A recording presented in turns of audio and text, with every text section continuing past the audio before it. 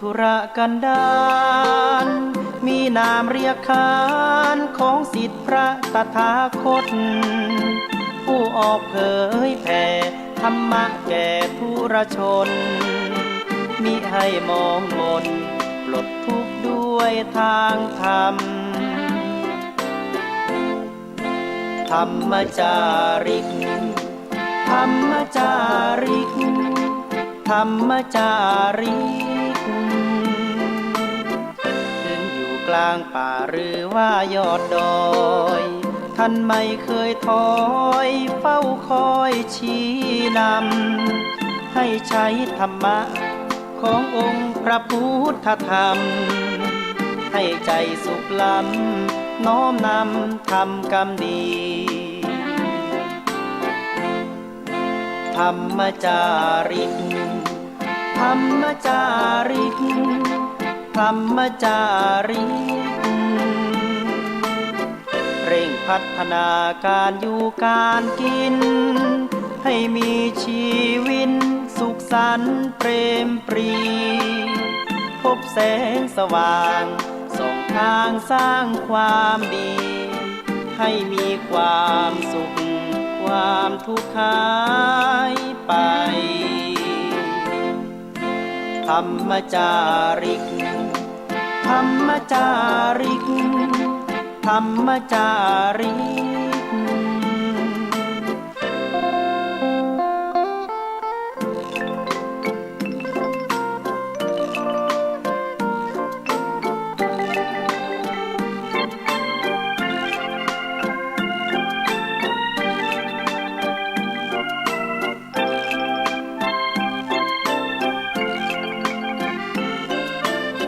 เร่งพัฒนาการอยู่การกินให้มีชีวิตสุขสันต์เปรมปรีพบแสงสว่างส่องทางสร้างความดีให้มีความสุขความทุกข์หายไปธรรมจาริกธรรมจาริกธรรมจาริกธรรมจาริกธรรมจาริกธรรมจาริกธรรมจาริก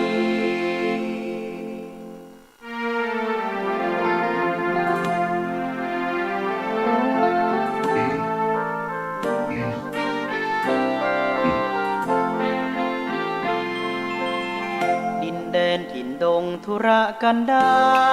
รมีนามเรียกขานของศิษย์พระตถาคตผู้ออกเผยแผ่ธรรมะแก่ทุรชนมิให้มองมนปลดทุกข์ด้วยทางธรรมธรรมจาริกธรรมจาริกธรรมจาริกถึงอยู่กลางป่าหรือว่ายอดดอยท่านไม่เคยถอยเฝ้าคอยชี้นำให้ใช้ธรรมะขององค์พระพุทธธรรมให้ใจสุขล้ำน้อมนำทำกรรมดีธรรมจาริกธรรมจาริกธรรมจาริกเร่งพัฒนาการอยู่การกินให้มีชีวิตสุขสันต์เปรมปรีพบแสงสว่างส่องทางสร้างความดีให้มีความสุขความทุกข์หายไปธรรมจาริกธรรมจาริกธรรมจาริก ธ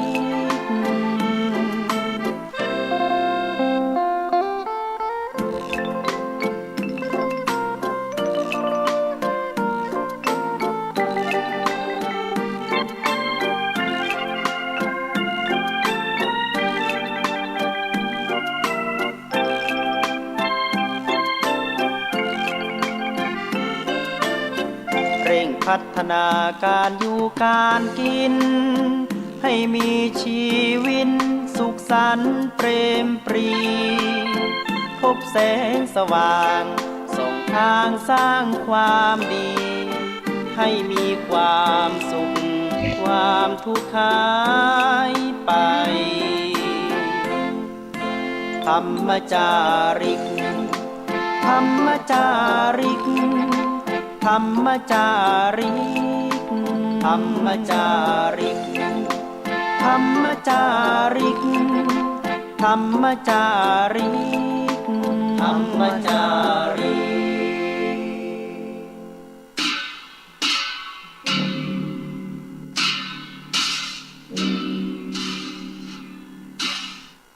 ขอถวายความเคารพพระมหาเถรานุเถระครูบาอาจารย์เจ้าทั้งหลายจุตนจุองค์เจริญสุขเจริญธรรมจงได้บังเกิดมีแก่สาธุชนพุทธบริษัททั้งหลายที่ได้สดับรับฟังธรรมะทางสถานีวิทยุวัดฝ่ายหินมหาวิทยาลัยเชียงใหม่ในระบบคลื่น FM 104.50 เมกะเฮิรตซ์วันนี้เสียงธรรมพระธรรมจาริกวัดสลีโสดาพระอารามหลวงโดยอัตมาภาพท่านพระครูปัญญาสังฆการหรือท่านพระครูพรหมมินทร์ผู้ช่วยเจ้าอาวาสวัดสลีโสดาพระอารามหลวงได้มาดำเนินรายการเมื่อค่ำยามเย็นวันนี้วันพุธที่ 8 มีนาคม พุทธศักราช 2566 เดือน 6 เหนือลง2 ค่ำว่าวันนี้ได้มาพบกันก็เป็นวันต้นเดือนที่ 3 ของปฏิทินสากลช่วงนี้ก็เข้าสู่อากาศหน้าร้อนออกแรงแห้งไข่มาอากาศก็ร่มร้อนพี่น้องท่านสาธุชนไปทางใดในอำเภอเมืองเชียงใหม่นี่ก็เป็นหมอกเป็นควันบรรยากาศก็บ่ค่อยสดใสเท่าใดไฟป่าไฟเขาก็ลุกลามมีเป็นที่เป็นแห่งทำให้อากาศนั้นบ่ค่อยดีเท่าใดนักที่อื่นที่ไกลบนเขาบนดอยที่อาตมาภาพได้ไปก็เสกเช่นเดียวกันถ้าฟ้าฝนถ้าทางตกลงมาก็ถ้าจะดีอากาศจะชุ่มจะเย็นขึ้นมาแต่ยังใดก็ดีพี่น้องด้านคนฟังก็บ่ได้ละได้ทิ้งการได้แสวงหาความรู้ได้ฟังธรรมกันตลอดกาลเวลาวันนี้ก็จะได้นำเอาสุภาษิตล้านนาไทยเอามาปั่นมาฝากกันก่อนในต้นรายการนี้เพื่อเป็นการอนุรักษ์รักษาคำสอนของบรรพชนพี่น้องสาธุชนพุทธถ้าบริษัทที่ได้ล่วงแล้วปางก่อนที่ได้สั่งสอนเอาไว้สุภาษิตล้านนาไทยวันนี้ในบทที่ว่าไม้ต่างป้องพี่น้องต่างใจไม้ต่างป้องพี่น้องก็ต่างใจความหมายไม้ไผ่แต่ละป้องก็มีความแตกต่างกันพี่กับน้องย่อมมีความแตกต่างกันเป็นธรรมดานี่ก็เป็นคำสอนที่ได้เอามาปั่นมาฝากกันในเมื่อค่ำยามเย็นวันนี้ ในสุภาษิตไม้ต่างป้องพี่น้องต่างใจ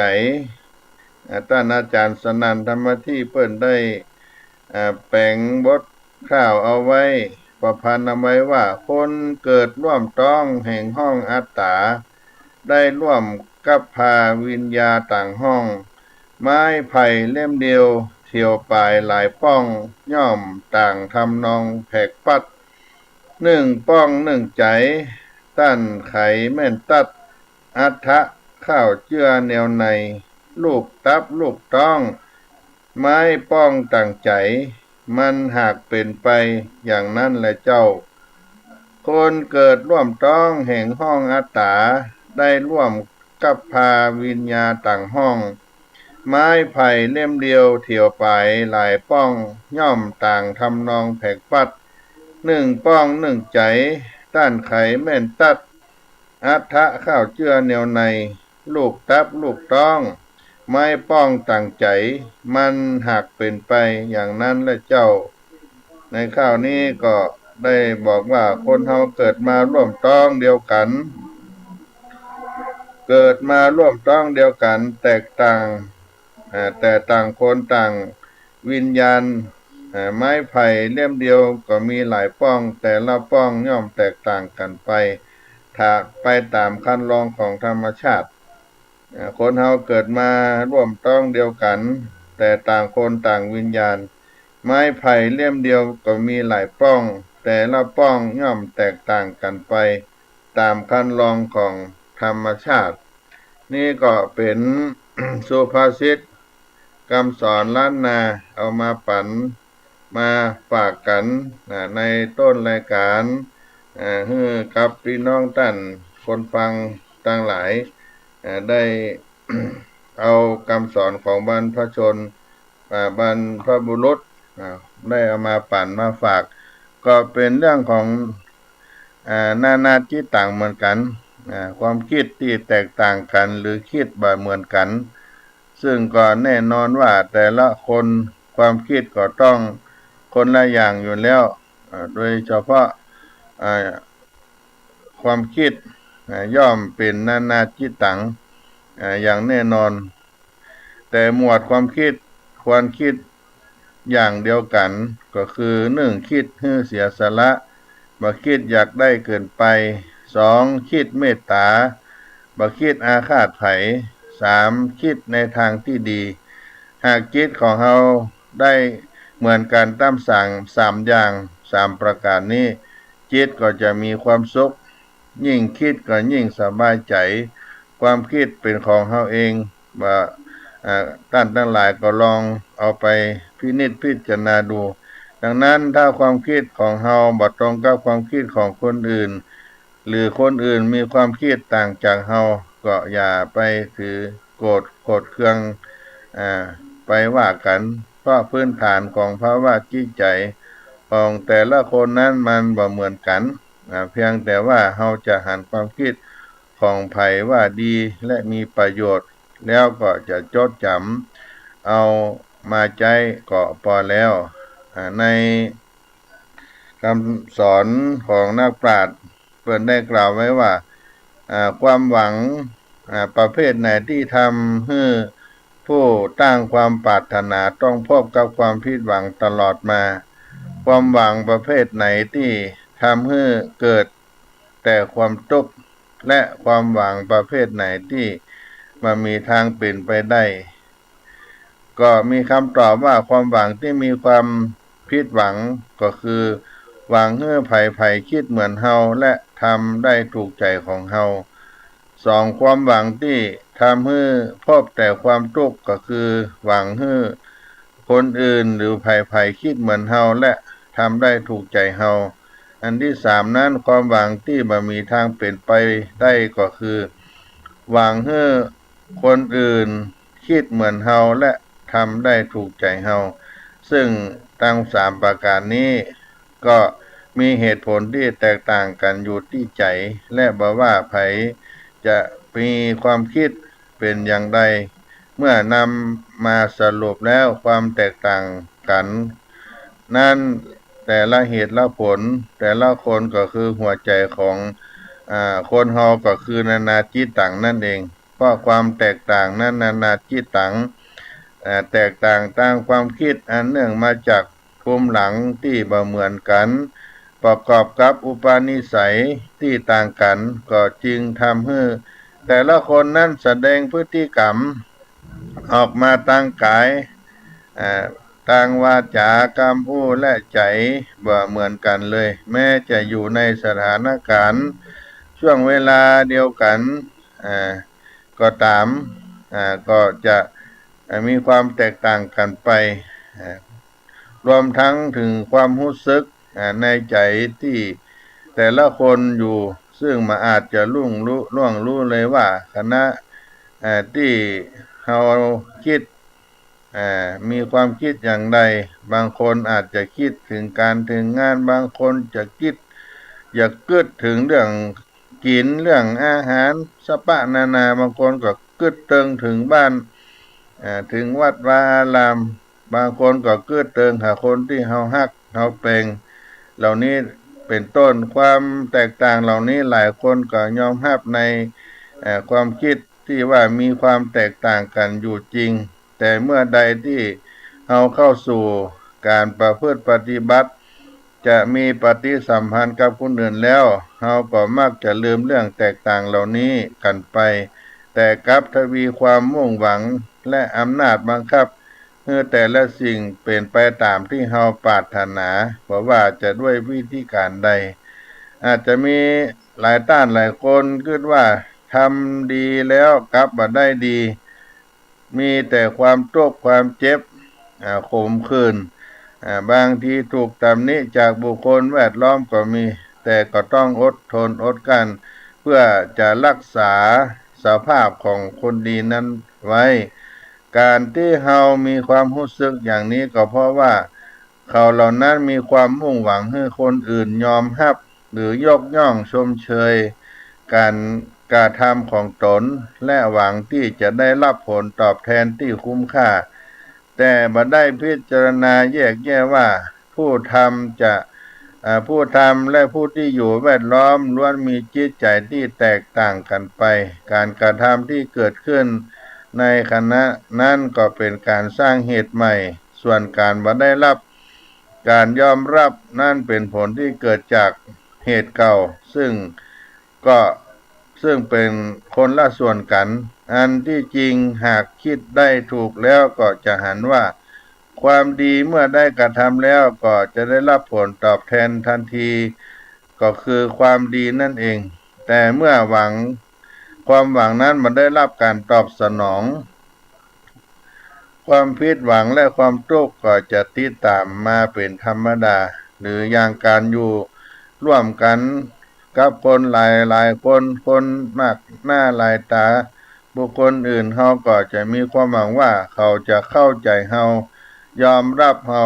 ทำในสิ่งที่ถูกใจเฮาทำตามที่เราแนะนำด้วยความเต็มใจซึ่งบ่อยครั้งเฮาก็จะพบกับความผิดหวังขมขื่นในสิ่งที่หวังทั้งหลายเหล่านี้และเฮามักจะมีคำถามเสมอว่าเนี่ยได้เขาบ่เข้าใจเฮาเนี่ยยังเขาบ่หันความปรารถนาดีของเฮาเลยจริงแต่แน่นอนที่ความปรารถนาดีเป็นสิ่งที่ควรมีซึ่งกันและกันเพื่อความอยู่ร่วมกันอย่างมีความสุขเพียงการชี้แจงให้ทราบถึงเหตุถึงผลในเรื่องราวก็เพียงพอแล้วกับสัมพันธภาพที่ดีหากเมื่อใดที่มีการตั้งความหวังและใจคำสั่งหรือบังคับใจคำสั่งบังคับความอึดอัดคับข้องใจก็จะต้องเกิดขึ้นกับแต่ละฝ่ายและก็ถึงซึ่งความเจ็บซ้ำจำใจเพราะเป็นไปตามที่หวังไว้เหมือนได้กล่าวไว้ว่าหวังสิ่งใดก็ได้แต่สิ้นหวังสิ้นแรงความหวังสูญสลายก็เพราะไปหวังเพื่อก็เพราะไปหวังพิษที่นั่นเองไปหวังเอากับจิตมนุษย์ที่ยากแต่ที่จะยังถึงนั้นจะได้อย่างใดกันในขณะที่เฮามีกรรมเกิดนี้เฮาก็ลืมเรื่องของนานาจิตตังไปเหี่ยเลยลืมเรื่องนานาจิตตังไปเหี่ยสนิทลืมว่าแต่ละคนมีสิทธิเสรีภาพทางความคิดและกับมุมมองที่ต่างกันก็ลืมว่าแต่ละคนก็มีรสนิยมบ่เหมือนกันแตกต่างกันมีความเชื่อความชอบในสิ่งที่ต่างกันไปลืมไปว่าแต่ละคนมีเหตุของบุญและบาปที่ทำไว้นั้นแตกต่างกันจึงจะต้องประสบกับผลที่ต่างกันและก็เลือกทำในสิ่งที่ต่างกันไปนอกจากจะลืมประเด็นสำคัญเหล่านี้ไปแล้วหลายคนยังพยายามฝืนความจริงของธรรมชาติในหลักของอนัตตาที่จะพยายามบังคับบัญชาผู้อื่นให้รู้สึกนึกคิด ตามที่เฮาคิดเฮาต้องการความทุกข์ก็จริงทวีคูณเป็นสองเต้าขึ้นเพราะทำในสิ่งที่บ่มีทางสำเร็จได้เลยถึงสองประการที่ มีแสดงเงื่อหันต่างแห่งความทุกข์ที่เฮามักเลือกเดินอยู่บ่อยๆด้วยบ่ฮู้จักเปลี่ยนเส้นทางแล้วก็ภูมิไฟเสียอกเสียใจในเส้นทางนั้น ส่วนคนส่วนมากจึงยอมรับว่าการใช้ชีวิตเป็นเรื่องยากเพราะหลากหลายของจิตที่จะแต่ละคนที่หลากหลายของจิตใจที่แต่ละคนมีนั่นเองและในทางตรงข้ามการใช้ชีวิตก็เป็นเรื่องง่ายหากยอมรับได้ในความแตกต่างเหล่านั้นบอกว่าจะเป็นความรู้สึกนึกคิดหรือสถานการณ์ที่แต่ละคนจะต้องประสบหากเฮาต่างรู้เหตุทำให้ผลนั้นเกิดโดยเฉพาะเหตุที่ทำให้เฮาได้สบายจิตสบายใจมาเกิดความทุกข์เพราะเฮารีบสร้างเหตุเพื่อได้รับผลที่เฮาต้องการนั้นแล้วก็บ่ต้องมานั่งด้วยความผิดหวังต่อไปอันนี้ก็เป็นเรื่องของนานาจิตตังได้เอามาปั่นมาฝากพี่น้องท่านคนฟังทั้งหลายวันนี้ก็มี ความประสงค์ว่าจะได้นำเอาพระธรรมเทศนาโลกวุฒิเอามาแสดงธรรมเพื่อโปรดศรัทธาญาติโยมเพิ่นได้ขอได้แสดงธรรมก็จะได้นำเอามาเทศนาปั่นฝากพี่น้องท่านคนฟังเป็นธรรมบรรณาการโปรดศรัทธาญาติโยมเจ้าภาพศรัทธาหลังวันมาฆบูชาเป็นธรรมเทศนาพื้นเมืองล้านนาไทยก็จะได้รับฟังในลำดับต่อไปกาลบัดนี้เชิญท่านสาธุชนได้ยกมือกราบไหว้และมีดอกไม้ธูปเทียนก็เอาสักการะบูชาเน้อ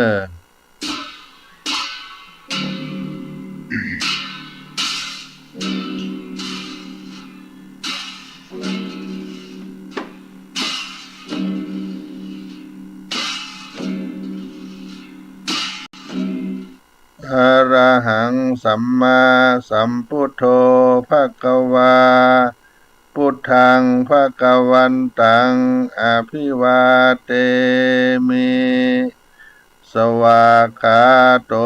ภควตาธัมโมธัมมังนามัสสามิสุปฏิปันโนภควโตสาวกสังโฆสังฆังนะมามิหันธรรมยังพุทธัสสะภควโตปุพพากัณมะการังกโรมะเสมนะโมตัสสะภะคะวะโตอะระหะโตสัมมาสัมพุทธัสสะนะโม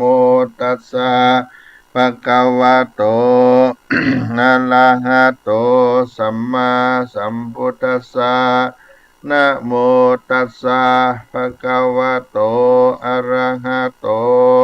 สัมมาสัมพุทธัสสะ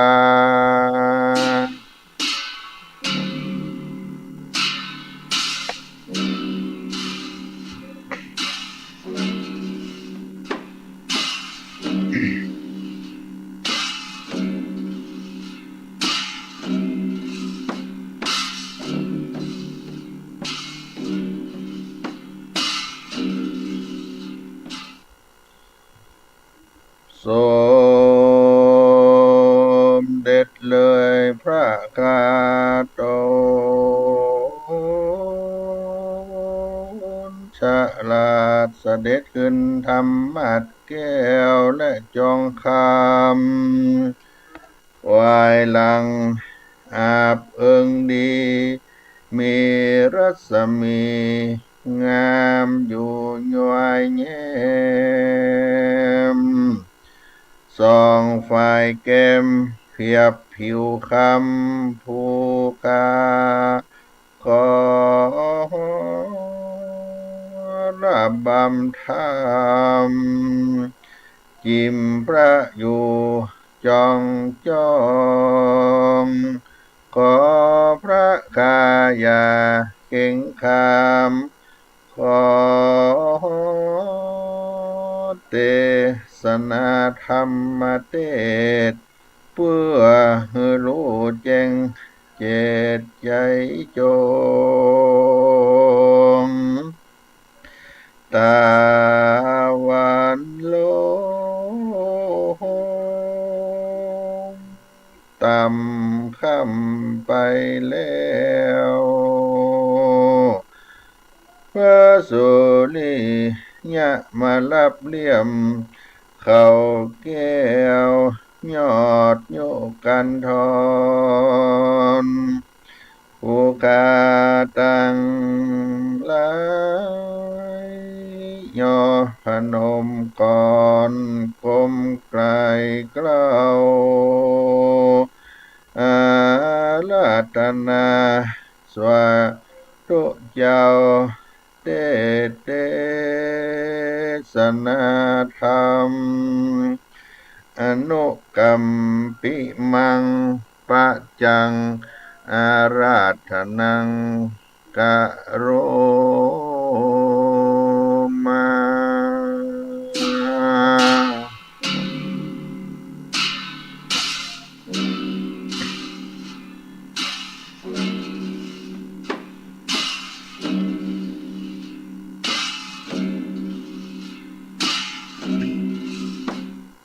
นะโมตัสสะภะคะวะโตอะระหะโตสัมมาสัมพุทธัสสะพุทโธเศธโธติโลกัสสมิงสัพพะสันตาหิตังสังสาราปันทันนังสิโนอาหังวันตามิสัพพะตาพุทโธอันว่าพระพุทธเจ้าเศธโธตนพาเสติโลกัสสมิงกวาดโลกตั้งสามกโรติก็กตามหิตังเป็นพระโยชนะสัพพะสัตตานังแก่สัตตโลกตั้งมวลสังสารปันธนังสิโนอันติดอยู่ในโลกสงสารมักว่าเป็นดังเชือกผูกไว้บ่รู้ถึงใดบ่รู้ใดถึงนิพพานเต้ามีแต่สัพพัญโยพระพุทธเจ้าหากใดมั่งเสียยังเชือกเล็กอันมัดไว้นั่นแลอาหังอันว่าคาวันตามิก็ไว้ยังพระพุทธังยังพระพุทธเจ้าศิลาสาโดยหัวแห่งคาสัพพะตาในกาลทุกเมื่อแลเยจันนาอันว่าคนตั้งหลายฝูงใดก็ดีแม้นว่าสมณพราหมณ์ตนใดตนหนึ่งก็ดีแลได้เอาพระพุทธเจ้าเป็นที่จังที่เพิ่งโดยบทว่าพุทโธเสโธสุมาโนคะหัตโธส่วนอันว่าคหัตและนักบวชทั้งหลายฝูงนั้นก็จังได้พ้นจากทุกข์โทษทั้งหลายในปัจจุบันนี้หันต่อหนาตันตาและอนาคตปลายนาจันแลมธัมโมมหาโครตนาติโลเกสังสารันโตปิตรา ยี่สาระตาวาธรรมโมหันว่าพระสัทธรรมเจ้าอันใด84,000ขันธ์สวากขาโตอันว่าพระพุทธเจ้าเทศนาไว้แล้วดีนักมหาเมโครัตนาหากเป็นแก้วดวงผาเสดยิ่งนักอันนำเอายังสัตตโลกตั้งมวลพ้นและถึงฝั่งสมุทรสากรกำนาคือเวียงแก้วนิรปานอันบ่รู้เท่ารู้ตายนั่นแลโยปุกกาโลอันว่าปุกกาละผู้ใดมีใจใส่ศรัทธาเอาพระสัทธรรมเจ้าโดยบทว่ามหาเมโครัตโนติโลเกสังสารันโตวิวาละยังสัพพะสัตตะนะวาอัปปามาตังปันนามามิธัมมังอาหังอันว่าคาวันตามิก็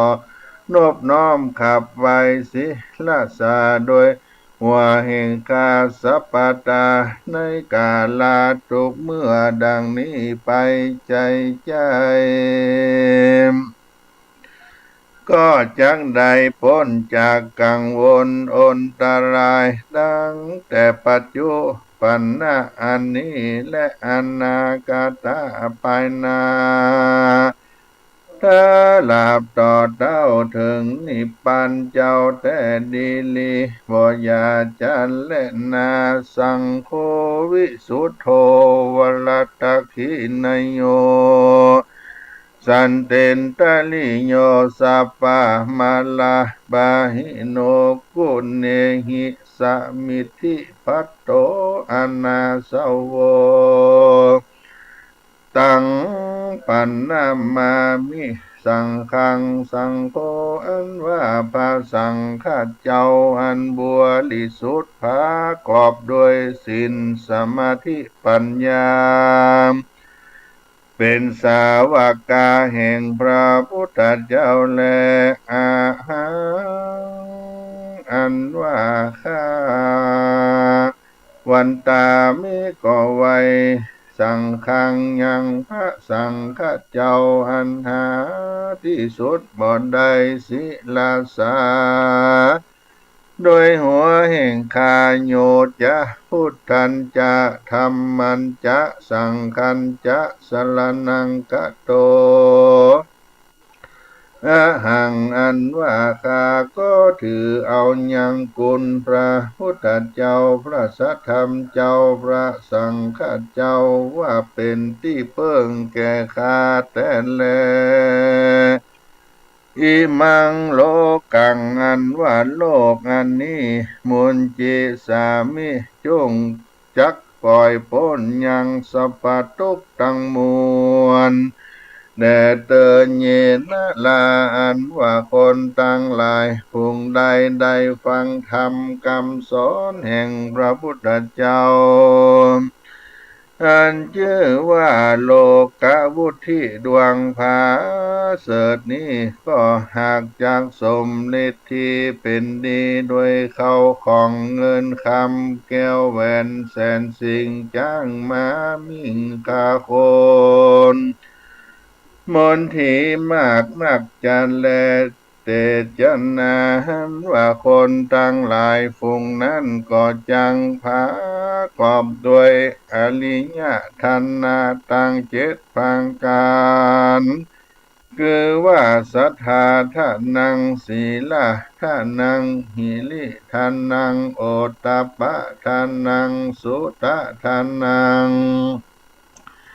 จากาทานังปัญญาทานังเอเตทานังอันว่าเขาของฝูงนี้และมี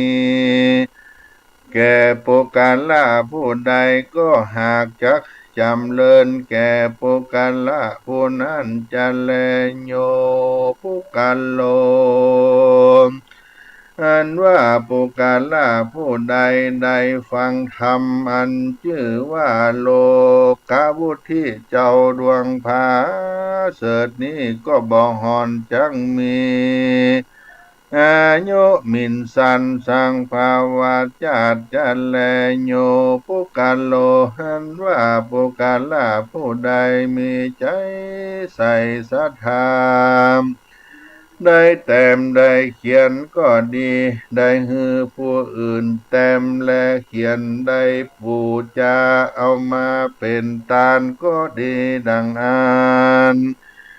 แม้นว่าใดไปเกิดจันฟ้าไปบนก็จังยิ่งกว่าเทวบุตรเทวดาทั้งหลายแต่แลเตียนย่อมบากอบไปโดยสลีสัมปติยิ่งกว่าเทวบุตรเทวดาอินตาพรหมทั้งมวลก็มีแลโยนะโลอันว่าผู้กาละผู้ใดได้ถือเอาธรรมโลกาวุธิดวงผาเสดนี้เป็นที่เพิ่งด้วยบทว่าพุทโธเสโตติโลกัสสมิงดังนี้ไปใจจุข้ามเจ้าเอาเป็นกรรมฐานคนฟุงนั้นก็จักบ่ได้เป็นข้าต้านสังภาวะญาติจังใดเป็นเจ้าแก่ต้านจุภาวะญาติหิโดยมีแต่แล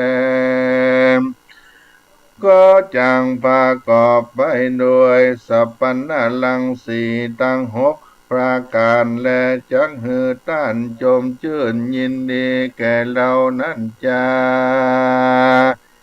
สัทธาอันว่าสัพพัญญูพระพุทธเจ้าอาหะก็กล่าวยังกาถาอันนี้ว่าญาติตังสุขังโลเกปัจจังกามโมภาวิสสติสังกาเต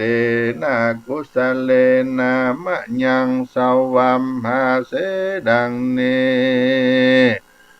เพกขาวเวโดลาภิกขุทั้งหลายญาติตังมักว่ายังอีตังผู้กัลโลอันว่าปุกาละผู้ใดมักว่าให้ถึงสุขในโลกนี้โลกหน้าจริงจักขอโดยบทว่าปัจจังคังก็โปร่งลงอย่างตนและใจแห่งข้าเพื่อฮือเข้าสู่นิพพานนั้นจากพ้นจากพยะในวัฏสงสารนั่นแลปันเนโตอันว่านักปราชญ์เจ้าทั้งหลายมีพระพุทธเจ้าเป็นเก้าประธานเมื่อสร้างสมปานวันนั้นก็บ่ละเสียยังโลกวุธิสูตรเจ้าทำดวงงานผาเสดนี้สังภาวะญาติแลพระพุทธเจ้าจริงกล่าวการท้าว่าปัญจวัสสะสัตตายุตตังสังกะการยังอุปากามิติอันนี้ฮือปุจจาสังวาสวัสดีญายเมตตาภาวนาเพื่อฮือได้หับตับเสียยังหนทางอบายภูมิดังสี่มีนรกเป็นตนและโยนโรอันว่าคนผู้ใดมีใจใส่ศรัทธาในกุลแก้วเจ้ารัตนะดังสามปรางการได้เรียนเอาคาถาธรรมอันนี้ด้วยปากด้วยใจแล้วจักจวนกันตั้งใจฟังธรรมโลกวุธิดวงผาเสดนี้ตั้งแต่ต้นถึงปลายก็จักมีอายุมันยืนยาวเป็นดังเทวบุตรเทวดา พระญาอินทร์พระญาพรหมทั้งหลายพวงนั้นแลตุมเหภาวันตานว่าต้านทั้งหลายการว่าหอมยับเข้าของเงินคำสัมปติบ่คืนแลมักว่าป้อยชิบหายเป็นอนตรายต่างๆนานาจุงจักจวนกันตังโสตาภาศาสตร์ฟังธรรมโลกาวุธิดวงงานภาเสดอันนี้ด้วยใจอันอ่อนน้อมนบคบยำก็จะได้พ้นเสียจากภัยยะกังวลอนตรายจากโรกาพญาที่ตังมวลแม้นว่าจักนิรอมเข้าของเงินคำสัมปติก็จังมั่งมูลตุ้นเต้าได้อยู่ดีมีสุขกรรมจูวระพุทธศาสนาไปใจตั้งแต่ปัจจุบันชาตินี้ถ้าลาบต่อเต้าอนาคาตาเข้าสู่มหาเนรปานจะแลอันว่าทำโลกบุตรที่เจ้าดวงพาเสดนี้อันนักผาดเจ้าตั้งหลายหากก้อนใกล้ออกมาในอภิธรรมมาปิตกาพูดที่สูตรมานั่นก็เพื่อโปรดยังคนทั้งหลายอันมากบางเกิดโดยภัยญาอนตรายต่างหลายในโลกนี้แลโลกาวุธิสุดตังเนติตังขีญาสังวันนาจะด้วยโลกวุธิสูตรอันพระพุทธเจ้าหากได้เทศนาแก่พัญญาปเสนาติโกศลราชาก็บังคมสมเด็จเสด็จสาธุสาธุสาธุ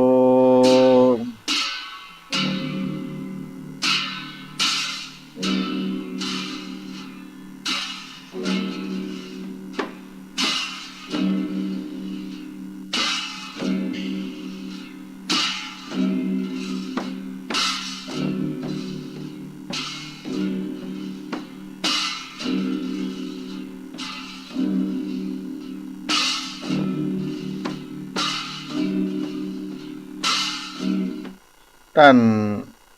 สาธุชนทั้งหลายได้สดับรับฟังได้ทำโลกาวุธิอันเป็นธรรมโบราณล้านนาไทยแต่ว่าโดยย่อโดยแคบเอามาเทศนาเพื่อโปรดศรัทธาเจ้าภาพและท่านสาธุชนคนฟังทั้งหลายที่ได้สดับรับฟังอยู่ในเมื่อค่ำยามเย็นวันนี้ก็เป็นเรื่องโลกาวุธิสูตรที่พระสัมมาสัมพุทธเจ้าได้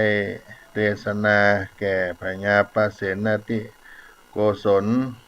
ในแคว้นสาวัตถีนคร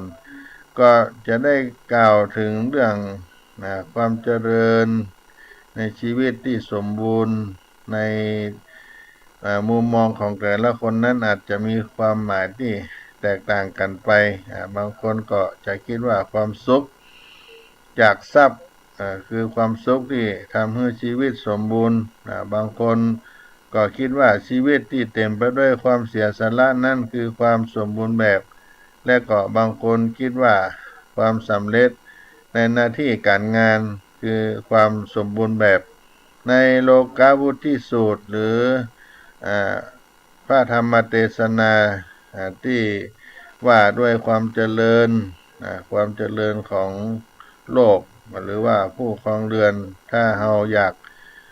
รู้ว่าการที่เราเกิดมาแล้วในชาตินี้จะมีสมบูรณ์คุ้มค่าหรือไม่สำเร็จหรือไม่ก็เอาวุฒิสูตร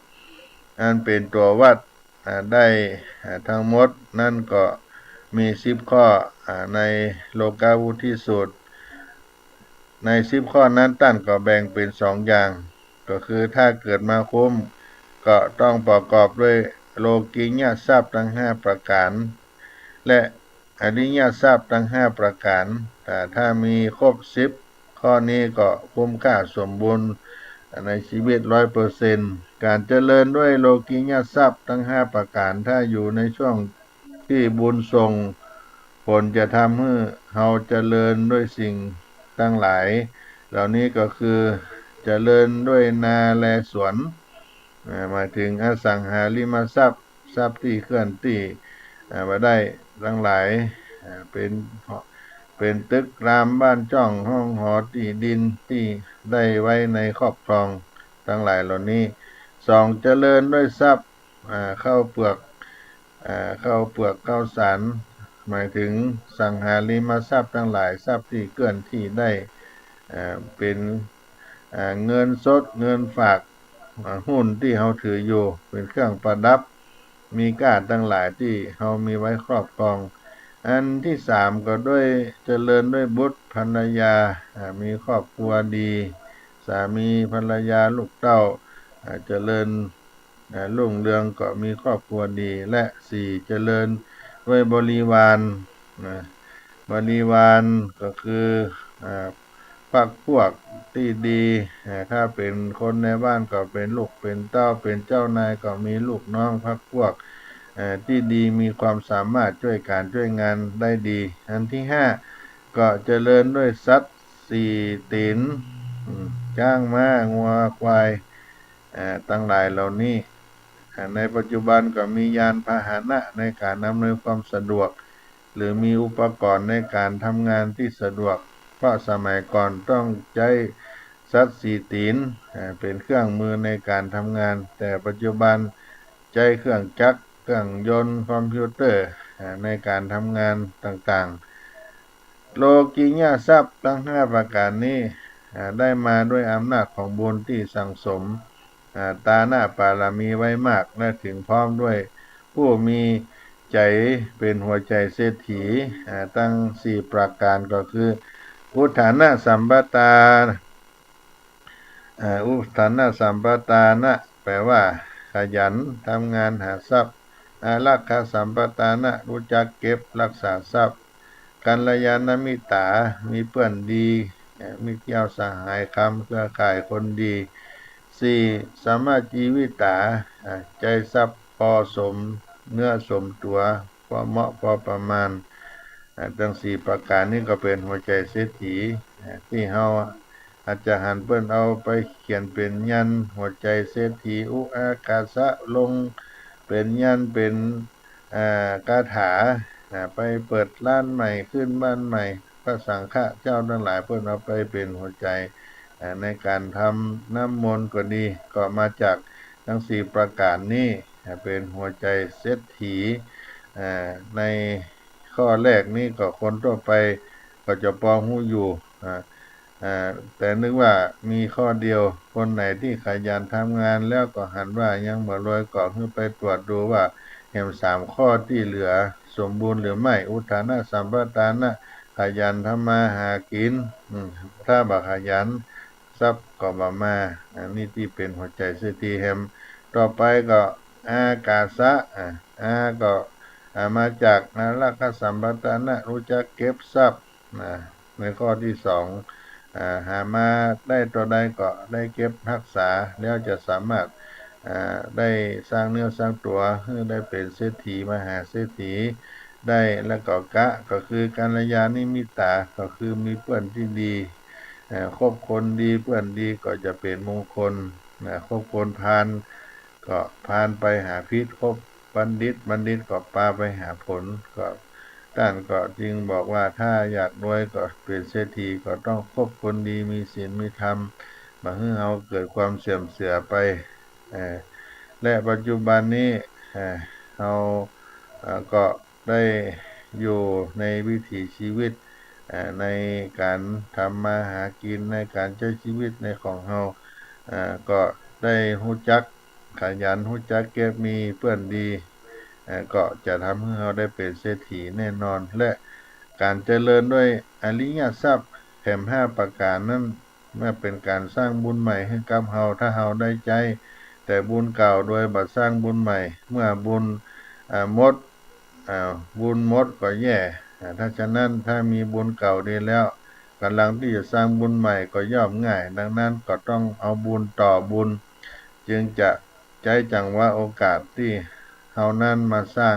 บุญใหม่และสร้างบุญใหม่จะต้องมีแถม5อย่างก็คือเจริญด้วยศรัทธาเจริญด้วยศีลเจริญด้วยสุตตะได้รู้จักการฟังเจริญด้วยจากะการเสียสละให้ทานเป็นต้นบริจาคให้ทานเป็นต้นเจริญด้วยปัญญารวบรู้ทั้งหลายเหล่านี้ทั้ง5ข้อนี้ก็เป็นอริยทรัพย์ที่ตัวคนที่มีศรัทธาจะเป็นตัวเริ่มต้นต้องมีศรัทธาถ้าบ่มีบุญอย่างอื่นก็จะบ่เกิดมันจะต้องมีศรัทธาก่อนถึงจะได้มีอารมณ์ทำบุญรักษาศีลกินทานถ้าบ่มีศรัทธาแล้วก็จะมีโอกาสได้สร้างทานะบารมีเหล่านี้เป็นต้นศรัทธาในความเชื่อมั่นเลื่อมใสในพระรัตนตรัยเอาคุณแก้วเจ้าดัง3ประการคุณพระพุทธพระธรรมพระสงฆ์อันนี้มาเป็นที่จ้างที่เปิ่งเจริญด้วยศีลอย่างน้อยศรัทธาญาติโยมก็มีศีล5ไว้เป็นข้อวัดปฏิบัติสูงขึ้นไปก็เป็นศีล8ให้เฮามีจิตใจสูงขึ้นไปเข้มแข็งขึ้นเหล่านี้ก็เป็นคำสอนที่มาในเนื้อธรรมโลกวุฒิสูตรได้เกิดขึ้นได้เอามาปั่นมาฝากที่มีหัวใจว่าพุทโธติโลกัสสมิงสัพพะสัตตาพุทโธเศรษโธติโลกัสสมิงสัพพะสัตตาหิตังสังสารปันธนังสิโนการได้ยึดถือเอาคุณพระพุทธพระธรรมพระสงฆ์ก็เป็นมังคละมงคลที่เกิดในธรรมแม้นว่าได้เกิดยังอริยทรัพย์ในธรรมนี้เป็นการเกิดศรัทธาศรัทธาก็เป็นทรัพย์มีศีลมีหิริความละอายต่อบาปเก่งกว่าต่อบาปมีการฟังการให้ทานเกิดสติปัญญาทั้งหลายเหล่านี้ก็จะเป็นมงคลกับเฮาที่ทำโลกาวุฒิสูตรได้กล่าวไว้ถ้าเอามาเป็นกรรมฐานแล้วนึกถึงในคาถาในธรรมว่าพุทโธเศรษโธที่โลกัสสมิงทุกคำทุกเจ้าเอามาเป็นกรรมฐานก็จักได้เป็นมังคละมงคลกับเฮาเกิดยังสัมปนะรังสีทั้ง6ประการในตนในตัวก็มีสุขเกิดขึ้นในบัณฑิตานักปราชญ์เจ้าทั้งหลายมีพุทธเจ้าเป็นเก้าเป็นประธานเปิ้นได้สร้างสมปานกับบรรละเสียยังโลกาวุฒิสูตรนี้ก็เอามาป่านมาฝากพี่น้องต่างคนฟังตามในเนื้อในธรรมเปิ้นว่าก็พ้นจากภัยยะกังวลนนตาลายทั้งหลายนานาต่างๆเจริญด้วยเข้าของเงินคำอายุมั่นยืนยาวไปและเอามาเป็นที่จ้างที่เปิ่งก็จักวุฒิเจริญไปในธรรมโลกาวุฒิเอามาป่านมาฝากพี่น้องท่านคนฟังทั้งหลายในเมื่อข้ามยามเย็นวันนี้เนอะก็ขออนุโมทนากับพระมงคลจากวัดพระธรรมจารีขวัญคีรีนอกบ้านแม่ลึงนอกขวัญคีรีธรรมอำเภองาวจังหวัดลำปางท่านพระมหาสลันกรปิยะสีโลจากวัดพระธรรมจารีแม่เล็กในอำเภอแม่ทา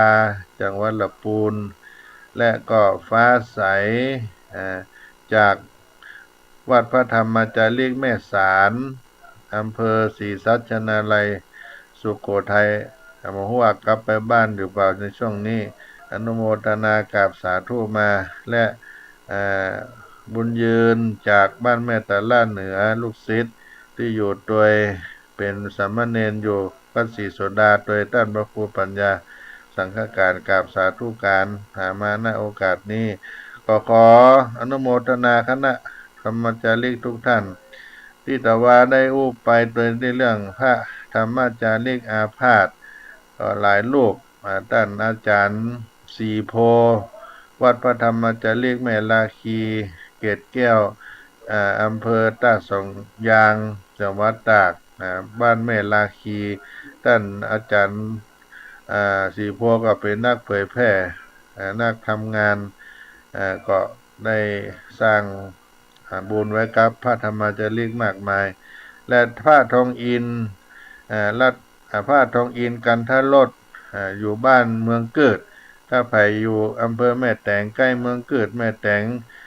แก่งเกิดจะไปตาลก็ไปได้ที่บ้านเมืองเกิดหลังโรงเรียนบ้านเมืองเกิดก็ได้อาพาธในนามของพระธรรมจารีกก็บอกบุญไปพระออดนาถรัตนปัญโยที่บ้านต้นลงอำเภอแม่แตงท่านใดจะไปกินแปตาลเพื่อให้เปิ้นมีอายุมันยืนยาวสืบทอดพระพุทธศาสนากับงานพระธรรมจารีกสืบไปก็บอกบุญไว้ณโอกาสนี้เนอะวันนี้เวลาก็หมดเชี่ยงไปจะขอล่ำลารายการท่านสาธุชนคนฟังขอบคุณครูบาอาจารย์ที่ได้มีโอกาสได้ลิงก์สัญญาณไปในเครือข่ายสถานีอื่นๆก็ดีถ้ามีก็ขอขอบคุณว่าโอกาสนี้โดยทุกสถานีรายการขอความสุขสวัสดีจงมีแก่ท่านคนฟังทุกผู้ทุกคนจตารโลธรรมาวัฏันติอายุวันโนสุขังปะลัง